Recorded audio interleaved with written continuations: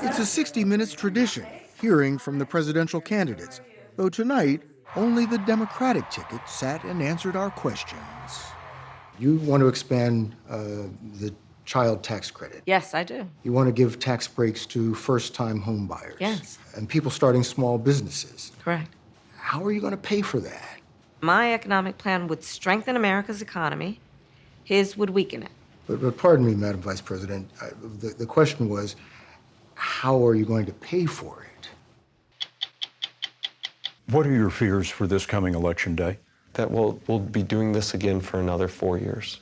Stephen Richer is a Republican election official in the swing state of Arizona who has spent nearly 4 years fighting to convince fellow Republicans that the 2020 election wasn't stolen. How did they react to you? Not well. Not well at all.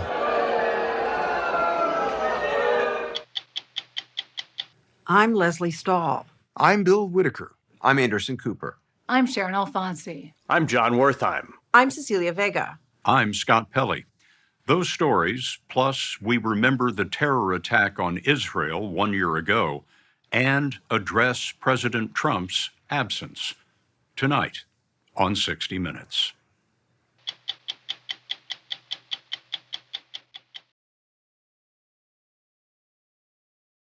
It's been a tradition for more than half a century that the major party candidates for president sit down with 60 Minutes in October. In 1968, it was Richard Nixon and Hubert Humphrey. This year, Vice President Kamala Harris and former President Donald Trump accepted our invitation. But unfortunately, last week, Trump canceled. The Trump campaign had told us that the interview would be this past Thursday at Mar-a-Lago. They also asked us whether we would meet 78-year-old Trump in Butler, Pennsylvania, where he was grazed in an assassination attempt. We agreed.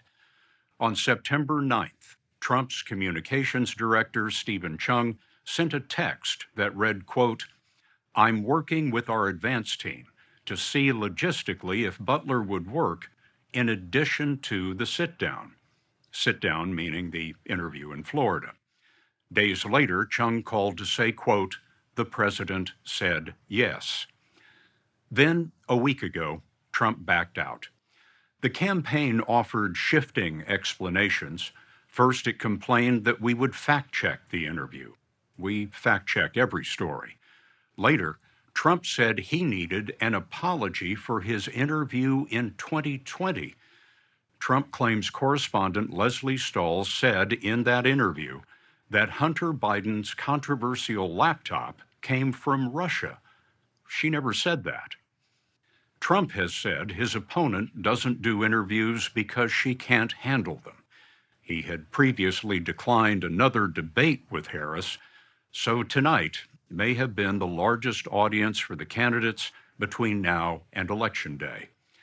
Our questions addressed the economy, immigration, reproductive rights, and the wars in the Middle East and Europe. Both campaigns understood this special would go ahead if either candidate backed out. And so, with that, here's Bill Whitaker.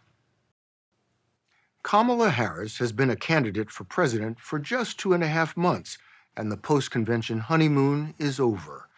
With the election just 29 days away, Harris and her running mate, Minnesota Governor Tim Walz, face unrelenting attacks from Donald Trump, and the race remains extremely close. We met the 59-year-old vice president this past week on the campaign trail and later at the vice president's residence in Washington, D.C. We spoke about the economy and immigration, Ukraine and China, but we began with the escalating war in the Middle East, 1 year after the Hamas terror attack on Israel. The events of the past few weeks have pushed us to the brink, if not into, an all-out regional war in the Middle East. What can the U.S. do at this point to stop this from spinning out of control? Well, let's start with October 7. 1,200 people were massacred. 250 hostages were taken, including Americans. Women were brutally raped. And As I said then, I maintain Israel has a right to defend itself. We would. And how it does so matters. Far too many innocent Palestinians have been killed. This war has to end. We supply Israel with billions of dollars in military aid. And yet, Prime Minister Netanyahu seems to be charting his own course. The Biden-Harris administration has pressed him to agree to a ceasefire. He's resisted. You urged him not to go into Lebanon. He went in anyway. Does the U.S. have no sway over Prime Minister Netanyahu? The work that we do diplomatically with the leadership of Israel is an ongoing pursuit around making clear our principles. But it seems that Prime Minister Netanyahu is not listening. We're not going to stop pursuing what is necessary for the United States to be clear about where we stand on the need for this war to end. Do we have a real close ally in Prime Minister Netanyahu? I think, with all due respect, the better question is, do we have an important alliance between the American people and the Israeli people? And the answer to that question is yes. And While the war in the Middle East has dominated recent headlines, it's the economy that most concerns American voters this election year, as always. There are lots of signs that the American economy is doing very well, better than most countries, I think. But the American people don't seem to be feeling it. Groceries are 25% higher, and people are blaming you and Joe Biden for that. Are they wrong? we now have historic low unemployment in America among all groups of people. We now have an economy that is thriving by all macroeconomic measures. And, to your point, prices are still too high. And I know that, and we need to deal with it, which is why part of my plan, you mentioned groceries, part of my plan is what we must do to bring down the price of groceries. Harris says she'll press Congress to pass a federal ban on price gouging for food and groceries, but details are yet to be defined. You want to expand the child tax credit. Yes, I do. You want to give tax breaks to first-time home buyers. Yes. And people starting small businesses. Correct. But it is estimated by the Nonpartisan Committee for Responsible Federal Budget that your economic plan would add $3 trillion to the federal deficit over the next decade. How are you going to pay for that? Okay, so the other economists that have reviewed my plan versus my opponent and determined that my economic plan would strengthen America's economy, his would weaken it. But My plan, Bill, if you don't mind, my plan is about saying that when you invest in small businesses, you invest in the middle class, and you strengthen America's economy. Small businesses are part of the backbone of America's economy. But pardon me, Madam Vice President, the question was, how are you going to pay for it? Well, one of the things is I'm going to make sure that the richest among us who can afford it pay their fair share in taxes. It is not right that teachers and nurses and firefighters are paying a higher tax rate than billionaires and the biggest corporations. But I plan on making that fair. But we're dealing with the real world here. But the real world includes... How are you going to get this through Congress? You know, when you talk quietly with a lot of folks in Congress, they know exactly what I'm talking about because their constituents know exactly what I'm talking about. Their constituents are those firefighters and teachers and nurses. Their constituents are middle-class, hardworking folk. And Congress has shown no inclination to move in your direction. I disagree with you. There are plenty of leaders in Congress who understand and know that the Trump tax cuts blew up our federal deficit. None of us, and certainly I cannot afford to be myopic in terms of how I think about strengthening America's economy. Let me tell you something. I am a devout public servant, you know that. I am also a capitalist. And I know the limitations of government. Kamala Harris has been in government for decades. She was first elected San Francisco District Attorney in 2003, then California Attorney General. She went on to the U.S. Senate and now Vice President. A quarter of registered voters still say they don't know you. They don't know what makes you tick. And why do you think that is? What's the disconnect? It's an election bill. And I take it seriously that I have to earn everyone's vote. This is an election for President of the United States. No one should be able to take for granted that they can just declare themselves a candidate and automatically receive support. You have to earn it. And that's what I intend to do. Let me tell you what your critics and the columnists say. Okay. They say that the reason so many voters don't know you is that you have changed your position on so many things. You were against fracking, now you're for it. You supported looser immigration policies, now you're tightening them up. You were for Medicare for all, now you're not. So many that people don't truly know what you believe or what you stand for. And I know you've heard that. In the last 4 years, I have been Vice President of the United States. And I have been traveling our country. And I have been listening to folks and seeking what is possible in terms of common ground. I believe in building consensus. We are a diverse people, geographically, regionally, in terms of where we are in our backgrounds. And what the American people do want is that we have leaders who can build consensus, where we can figure out compromise and understand it's not a bad thing, as long as you don't compromise your values, to find common sense solutions. And that has been my approach. But one issue that has proven impervious to compromise is immigration. Over the past 4 years, the Biden-Harris approach has been inconsistent, and Republicans are convinced immigration is the vice president's Achilles heel. You recently visited the southern border and embraced President Biden's recent crackdown on asylum seekers. And that crackdown produced an almost immediate and dramatic decrease in the number of border crossings. If that's the right answer now, why didn't your administration take those steps in 2021? The first bill we proposed to Congress was to fix our broken immigration system, knowing that if you want to actually fix it, we need Congress to act. It was not taken up.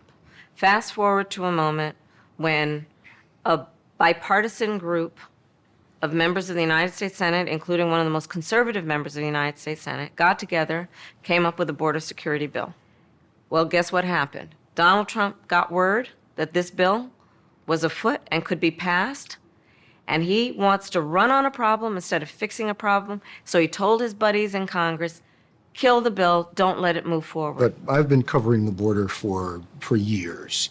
And so I know this is not a problem that started with your administration. Correct. But there was an historic flood of undocumented immigrants coming across the border the first 3 years of your administration. As a matter of fact, arrivals quadrupled from the last year of President Trump. Was it a mistake to loosen the immigration policies as much as you did? It's a long-standing problem. And solutions are at hand. And from day one, literally, we have been offering solutions. What I was asking was it a mistake to kind of allow that flood to happen in the first place? I think the policies that we have been proposing are about fixing a problem, not promoting a problem. Okay? But the numbers did quadruple. And the under numbers your today, watch. because of what we have done, we have cut the flow of illegal immigration by half. But should you we have have done cut that? the Should you flow have of done that? fentanyl by half, but we need Congress to be able to act to actually fix the problem. You have accused Donald Trump of using racist tropes when it comes to Haitian immigrants in Springfield, Ohio, when it comes to birtherism, when it comes to Charlottesville. In fact, you have called him a racist and divisive. Yet Donald Trump has the support of millions and millions of Americans. How do you explain that? I'm glad you are pointing these comments out that he has made that have resulted in a response by most reasonable people to say it's just wrong. It's just wrong. With so many people supporting Donald Trump, the man you have called a racist, how do you bridge that seemingly unbridgeable gap? I believe that the people of America want a leader who's not trying to divide us and demean. I believe that the American people recognize that the true measure of the strength of a leader is not based on who you beat down, it's based on who you lift up. The Harris campaign has been hopscotching the country, and with less than a month to go, the pace is picking up. The vice president told us she has lost track of how many states she's visited. How are you doing? I'm doing well. You well? We joined her on the trail late last week in the crucial swing state of Wisconsin, in the town of Ripon, the birthplace in 1854 of the Republican Party. And at a rally plastered with country over party banners, Harris appeared with staunch conservative Liz Cheney. As vice chair of the House January 6 committee, Cheney became one of Donald Trump's fiercest critics. I have never voted for a Democrat, but this year I am proudly casting my vote for Vice President Kamala Harris. That proclamation spurred a chant of approval from the crowd. 4 years ago, if someone had told you that you would be campaigning with Liz Cheney, what would you have said to them? That'd be great. That's really diplomatic. Would you ever have thought that you'd be campaigning with Kamala Harris? I hope that if you had said to me 4 years ago, our Constitution is going to be under threat and it's going to be crucial for the parties to come together and to support Vice President Harris because she'll defend the rule of law, I know I would have said that's exactly what I'll do. I thank you all. Whoever wins the presidency will take on a host of daunting challenges, especially beyond our borders. Back in Washington, Vice President Harris told us she's determined the U.S. must win the economic competition with China for the 21st century. And as for the war between Russia and Ukraine, what does success look like in ending the war in Ukraine? There will be no success in ending that war without Ukraine and the UN Charter participating in what that success looks like. Would you meet with President Vladimir Putin to negotiate a solution to the war in Ukraine? Not bilaterally without Ukraine, no. Ukraine must have a say in the future of Ukraine. As president, would you support the effort to expand NATO to include Ukraine? Those are all issues that we will deal with if and when it arrives at that point. Right now, we are supporting Ukraine's ability to defend itself against Russia's unprovoked aggression. Donald Trump, if he were president, Putin would be sitting in Kyiv right now. He talks about, oh, he can end it on day one. You know what that is? It's about surrender. A hard left turn here, but you recently surprised people when you said that you are a gun owner, and then if someone came into your That house... was not the first time I've they would get talked shot. about it. That's not the first time I've talked about it. So what kind of gun do you own, and when and why did you get it? I have a Glock, and I've had it for quite some time. And I mean, look, Bill, my background is in law enforcement. And so there you go. Have you ever fired it? Yes. Of course I have. At a shooting range. Yes, of course I have. When we come back, Vice Presidential candidate Tim Walz gets the 60 Minutes treatment, and Kamala Harris talks about why Donald Trump decided not to.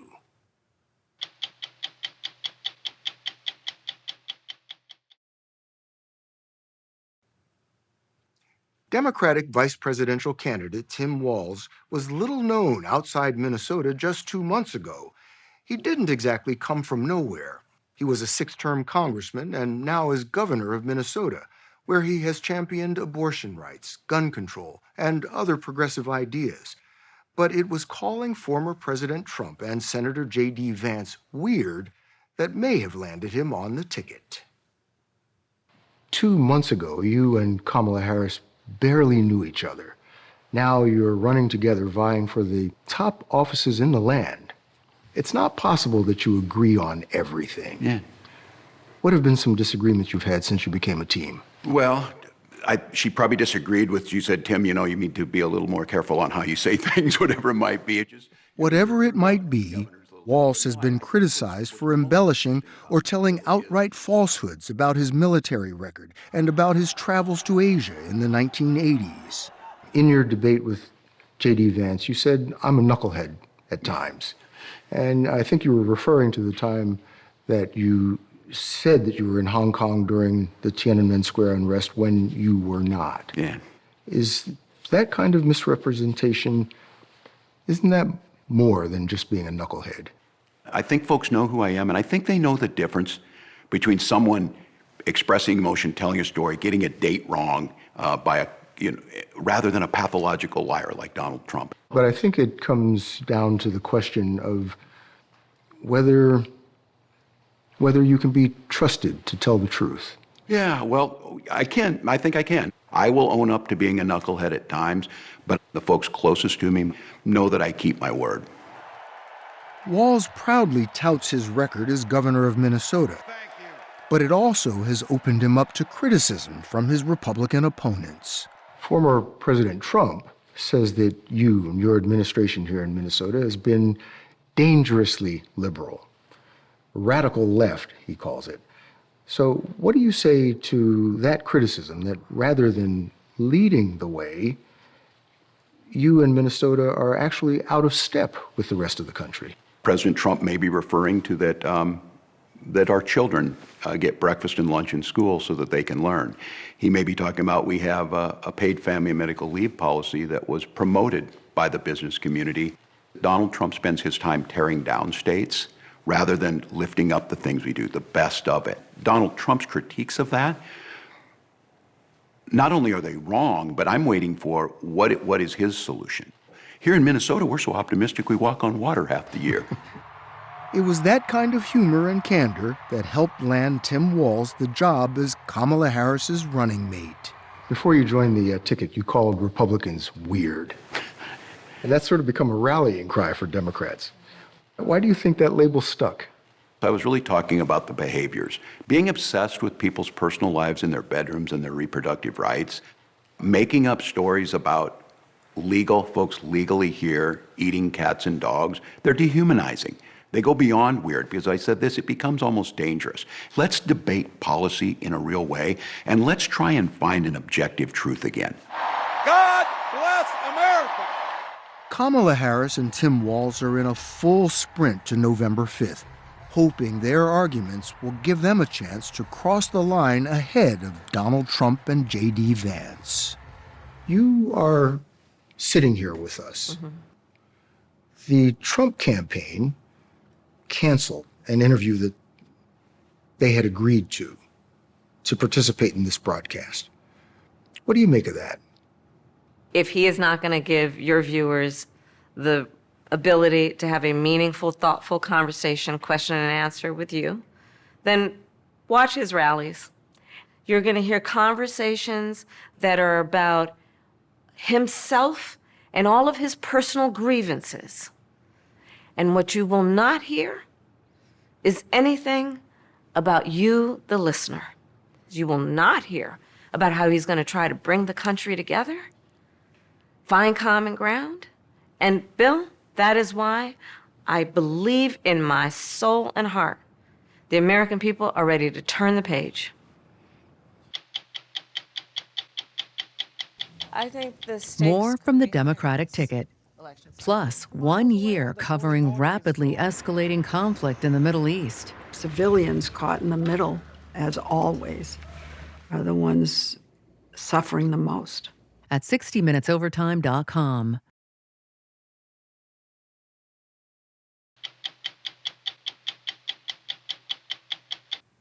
With Donald Trump pulling out of his 60 Minutes interview tonight, we'll turn to a different Republican who is paying the price for Trump's claims of a stolen 2020 election. Stephen Richer helps administer voting in Maricopa County, Arizona. That's Phoenix and home to 60% of Arizona voters. Maricopa is often decisive in a state which swings either way. Trump claimed Maricopa County was stolen in 2020. Republican Stephen Richer was determined to find the truth, to restore belief in the ballot. He discovered that truth wasn't what many wanted to hear. I've become much more cynical about politics. There are a lot of people who have no lines in the sand, a lot of politicians for whom it's like oxygen, that if you told them they weren't going to be reelected, it would be like unplugging them from oxygen. So whichever way the winds are blowing, even if it's highly immoral, they're on for the ride. What are your fears for this coming election day? That we'll be doing this again for another 4 years.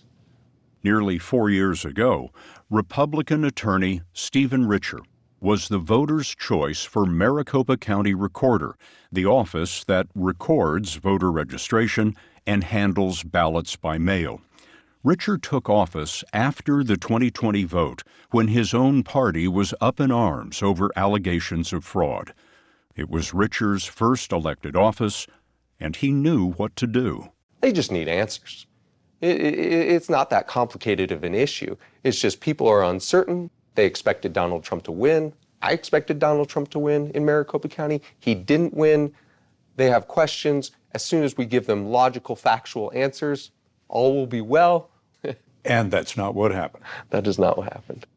The logical, factual answers came after multiple investigations. A hand recount of Maricopa County's 2.1 million paper ballots confirmed Joe Biden won. Statewide, prosecutions for illegal voting involved a total of 19 ballots. In Maricopa, 50 ballots had been counted twice for a typical reason. Somebody made a mistake. A human being made a mistake. There were 2.1 million ballots cast in the 2020 election. These 50 shouldn't have been tabulated. By no means were the 50 all for one candidate or another, so it had a negligible impact on the actual contest. Negligible, too, because Trump lost Maricopa County by 45,109 votes. What evidence of widespread fraud was found in Maricopa County in 2020? Oh, none. And I would say Maricopa County's 2020 election is the most scrutinized election in human history. When you began to tell your fellow Republicans in Maricopa County that the election was fair and there was no fraud that would change the outcome, how did they react to you? Not well. Yeah, not well at all. They included Trump, who said, "The entire database of Maricopa County in Arizona has been deleted." He called it an unbelievable election crime. It was a Saturday afternoon, and I was in the office looking at the very thing that he was saying we had deleted. And so just sort of the ludicrous nature of it, it just is offensive. What did you say in response to what the president had written? I said something like, this is unhinged. I'm looking at the voter registration database right now. These lies have to stop. This is as disprovable as saying 2 + 2 = 5. And the reaction was what? The reaction was significant. 3 violent threats to Stephen Richer have been prosecuted. One man got 3.5 years. The others are awaiting trial. What we see here is your public statement saying that this was not connected to the internet. Undaunted, Richer explained the facts. Here in 2021, he was heckled and followed to his car. People were banging on my windshield as I got into the car. What were they shouting? Turncoat, you're wrong, you're an idiot, don't be a traitor, how could you? The fever has never broken. This was 3 months ago. I do not believe the 2020 election was stolen.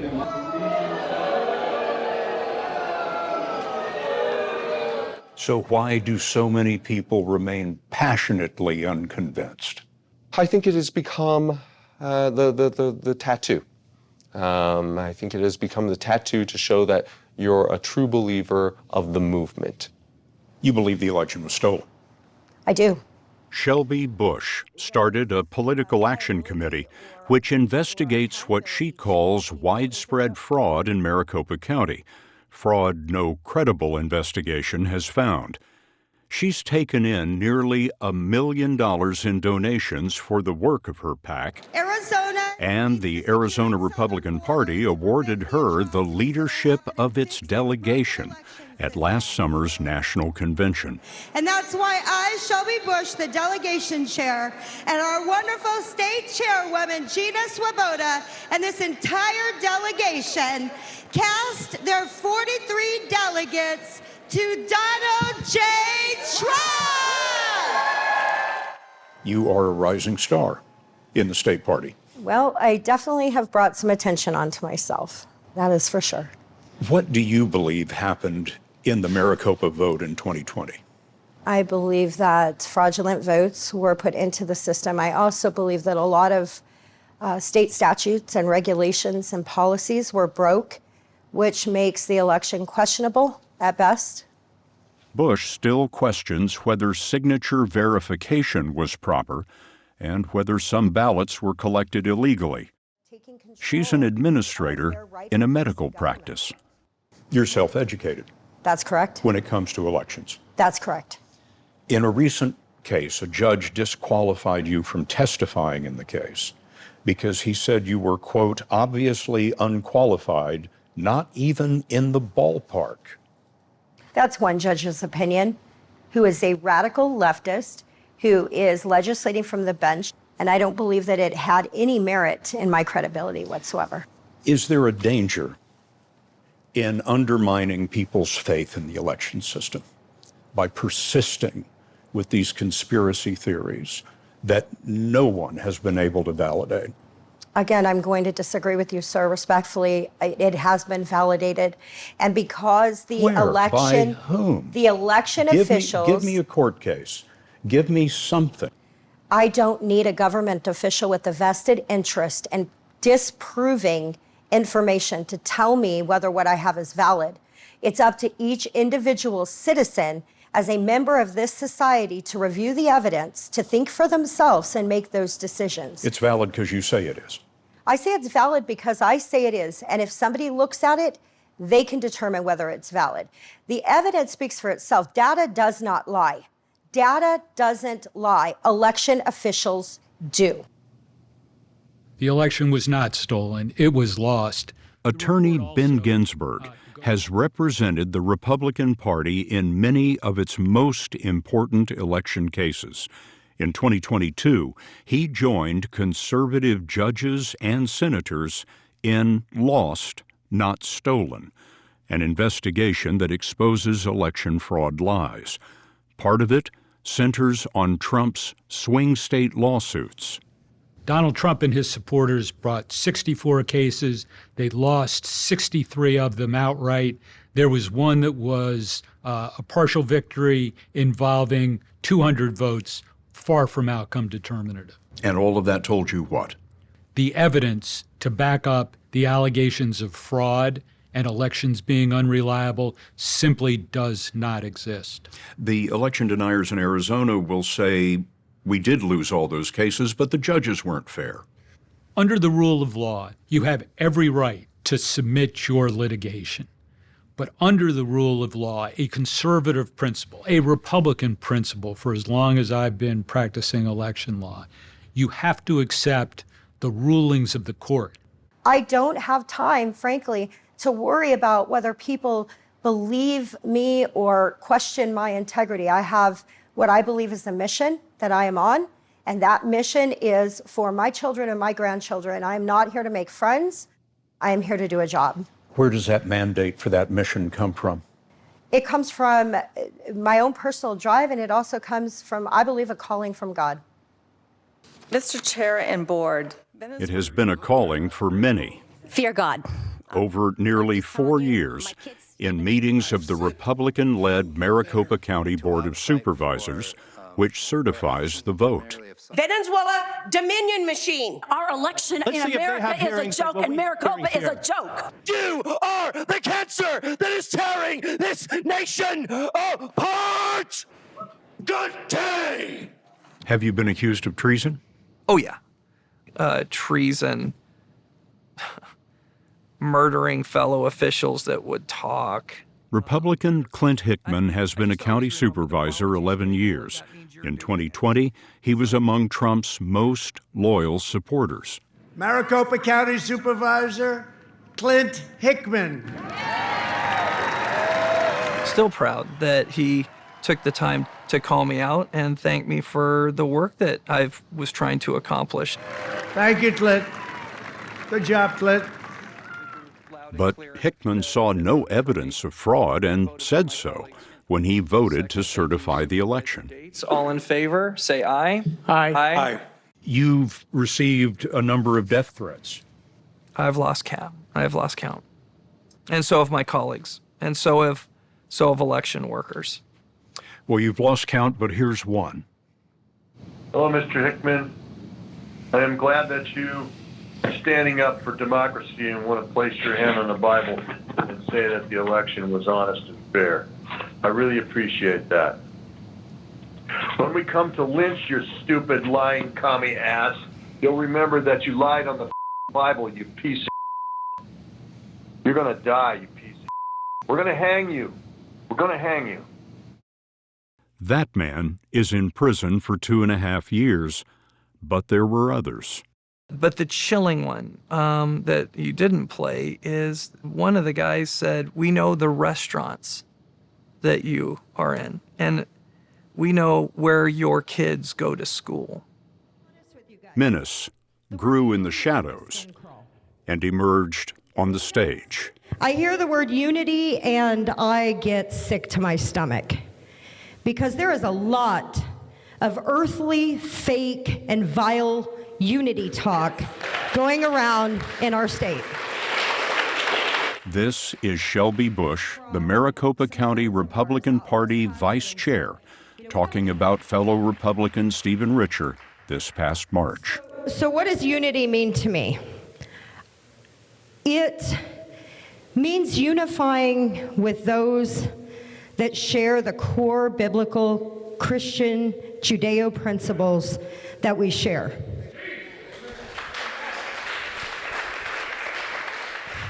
That's unity. But if Stephen Richer walked in this room, I would lynch him. I don't unify with people who don't believe in the principles we believe in and the American cause that founded this country. When you heard Shelby Bush say that she would lynch you, Yeah. you thought what? Well, I first thought, like, why is that word in your vocabulary? Lynch is a weirdly, historically loaded and oddly specific term. Bush offered a modified definition of lynching. So I think many people are familiar with a political lynching. It's referred to as destroying someone's career. It was not ever meant physically in any way, shape, or form. Probably a poor choice of words. You have seen the unrest in this county, the civil disorder in this county. You're contributing to that. What I am doing is I am shining a big bright light on the disdain and the arrogance of some of the elected officials. They are elected to represent the interests of the people. And until they are ready to step up and do that, then there will be unrest.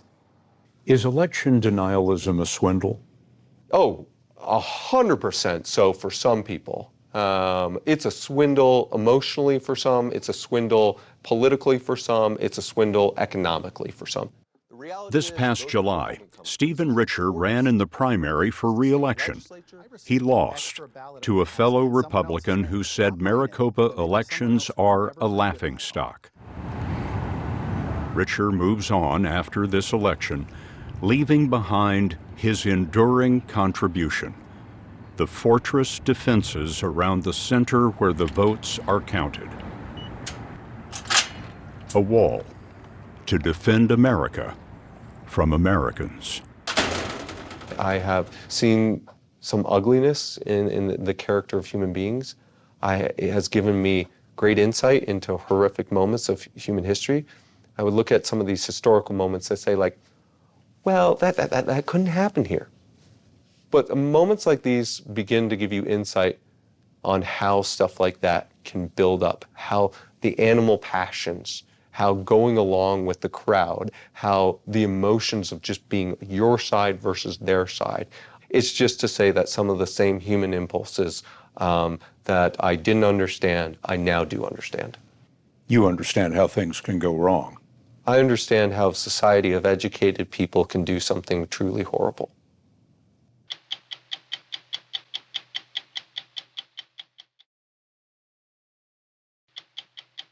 The last minute of 60 Minutes is sponsored by United Healthcare. Reliable coverage for your whole life ahead. One thing is certain about the election 4 weeks from tomorrow. Whoever wins will become a wartime president. The wars are in Ukraine and in the Middle East, and the United States is deeply involved in both, providing arms and money to Ukraine in its war against Russian invaders, and to Israel in the war with Hamas, and now with Hezbollah, the Houthis, and Iran. Israel's war started 1 year ago today, when the Palestinian militant group Hamas launched a surprise terror attack storming across the Gaza border into Israel, as we reported that week, talking to survivors Amir and Miri Tibon from the Nahal Oz kibbutz. The Hamas terrorists. I mean, there were hundreds of them around and inside the kibbutz. The numbers are impossible to comprehend. There are two kibbutzes near yours, Be'eri and Kfar Aza. What happened there? In those two communities, hundreds of people were slaughtered. Be'eri and Kfar Aza, and the music festival that happened near one of them. Those are the three scenes of the largest massacre of Jewish people since the Holocaust ended. More than 1,100 Israelis were killed, most of them civilians. In kibbutz Be'eri, we met Elon Gat. From this home, Hamas took his mother at gunpoint and shot her, while he, his wife, daughter, and sister were captured. He and his daughter escaped. His sister Carmel and wife Yardan Roman were taken hostage. They could do anything to me. Helpless. I was helpless. You cannot object to anything. It could cost you your life. You're worried about rape. Yeah. Yeah. I was worried to get raped. Yeah, of course. And fortunately enough, they didn't do it. Yardan was released in a prisoner swap after 54 days in captivity. Carmel was executed by Hamas after nearly 330 days. October 7th became Israel's 9/11, another date that lives in infamy on the calendar of history. Now, as the war enters a second year, more than 41,000 Palestinians have lost their lives in Gaza, many more their homes. The Israeli death toll is about 1,500. Hamas still holds about 100 hostages, though Israel believes only half are still alive. The war is fought on and over biblical lands, but no modern-day Solomon has emerged to resolve it. After 1 year, the time for peace is long overdue. I'm Leslie Stahl. We'll be back next Sunday for another edition of 60 Minutes.